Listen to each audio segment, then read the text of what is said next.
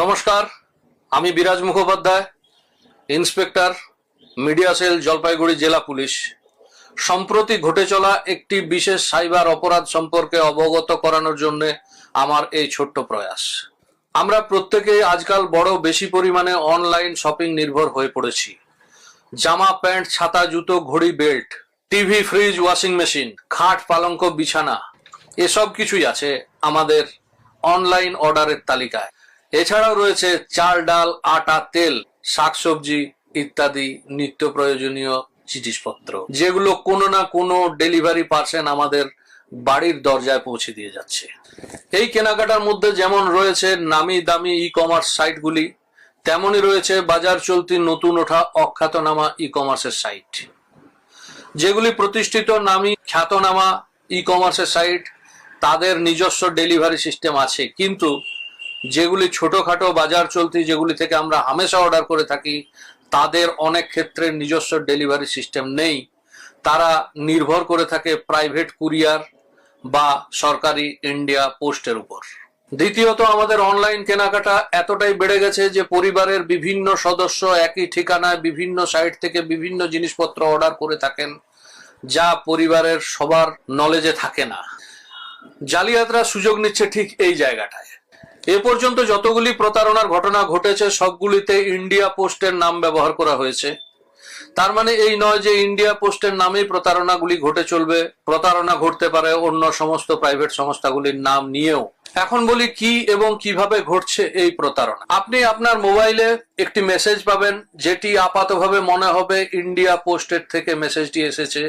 ওই মেসেজে বলা হবে ভুল অ্যাড্রেস থাকার কারণে আপনার পার্সেলটি ডেলিভারি করা যায়নি। নিচে দেওয়া লিঙ্কে গিয়ে আপনি আপনার ঠিকানাটি সঠিকভাবে যোগ করুন। এরপর আপনার কাছে একটি ফোন আসবে, যে ফোনে সেই অজানা ব্যক্তি নিজেকে ইন্ডিয়া পোস্টের একজন প্রতিনিধি হিসাবে আপনার সামনে উপস্থিত হবেন এবং আপনাকে ওই মেসেজ সম্বন্ধে অবগত করাবেন এবং আপনাকে ভীষণ ব্যস্ততার মধ্যে ফেলে দেবে, যে যাতে আপনি ওই লিঙ্কে প্রবেশ করে প্রয়োজনীয় তথ্যাদি দিয়ে দেন। ওই লিঙ্কে ঢুকলে আপনি দেখতে পাবেন যে ইন্ডিয়া পোস্টের অনুকরণে তৈরি একটি ওয়েবসাইট, যেটি আপনি ইন্ডিয়া পোস্টের আসল ওয়েবসাইট বলে ভুল করে বসতে পারেন। এবং সেখানে রিডেলিভারির জন্য 50 টাকা, 100 টাকা সামান্য কিছু চার্জ করা হবে। ওই পেমেন্ট করার অপশন কেবলমাত্র ডেবিট কার্ড বা ক্রেডিট কার্ডের মাধ্যমে হবে। এবং এই ক্ষেত্রে ব্যস্ততার কারণে যদি আপনি ডেবিট কার্ড বা ক্রেডিট কার্ডের তথ্য, ওটিপি আপনি ওখানে ইনপুট করেন, তাহলে সেইগুলি সঙ্গে সঙ্গে হ্যাকারদের হাতে চলে যাবে এবং আপনার কষ্টে জমানো টাকা, কষ্টার্জিত রোজগার নিমেষের মধ্যে খালি হয়ে যেতে পারে। এখন বলি কিভাবে সাবধান থাকবেন, কিভাবে বাঁচবেন এই প্রতারণার হাত থেকে। প্রথমত জানাই, অনলাইনে যে সমস্ত কেনাকাটা করবেন, বিশেষত অনামা সাইটের ক্ষেত্রে, সেগুলি চেষ্টা করবেন যাতে পরিবারের প্রত্যেকের ধারণার মধ্যে থাকে। কোনো অবস্থাতেই অপরিচিত কোনো লিঙ্কে ক্লিক করবেন না, যেটা আমরা সর্বদাই বলে থাকি। আসল এবং নকল ওয়েবসাইট চিনুন, এদের মধ্যে পার্থক্য যথেষ্ট। নকল ওয়েবসাইট অনুকরণে তৈরি হওয়ার কারণে এদের ডিজাইন অত্যন্ত সাধারণ মানের হয়। অনেক ক্ষেত্রে বানান ভুল বা ব্যাকরণগত ভুল থাকে।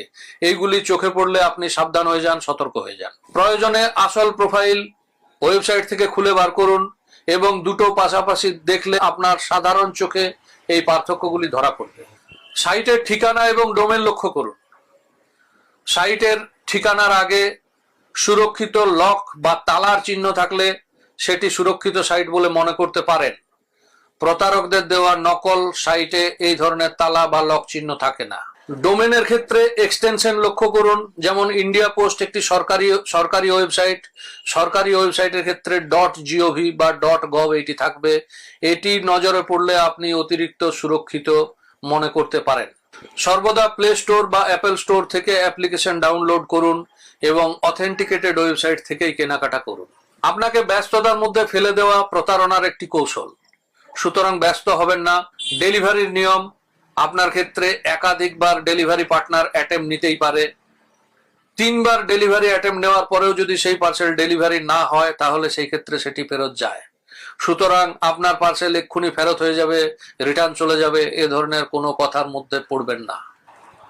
কোনো কারণবশত প্রথম অ্যাটেম্পটে বা দ্বিতীয় অ্যাটেম্পটে ডেলিভারি না হলে সেই ক্ষেত্রে অতিরিক্ত কোনো চার্জ পে করতে হয় না, এটিও মাথায় রাখবেন।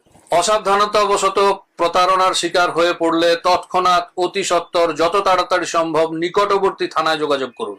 হ্যাঁ, নিকটবর্তী থানায় যোগাযোগ করুন। বর্তমান ভারতীয় আইনে আপনি যে কোনো থানায় আপনার অভিযোগ দায়ের করতে পারেন। পুলিশ অফিসার আপনার অভিযোগ নিতে বাধ্য থাকবে।